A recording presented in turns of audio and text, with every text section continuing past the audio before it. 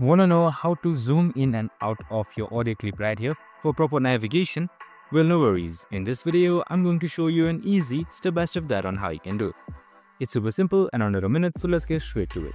Now, first things first, simply open up your Audacity application. So we have also created a video on how to set it up or install it, so make sure to watch it. Now, once you've imported any audio right here, on the left side or on the middle, you should be seeing these navigations right here. So you can see this magnifying glass on first as well. So I'm just going to import it right here, and you can see these magnifying glasses. So you can just simply select on this -1 to zoom out, so and plus to zoom in. So we can also see the shortcuts right here. So that is Ctrl+3.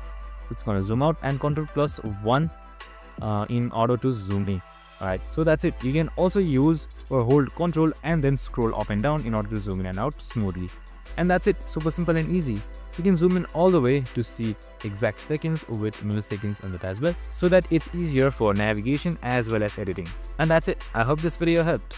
If it did, make sure to like, subscribe and tune in with us for more of these videos. See you in the next one.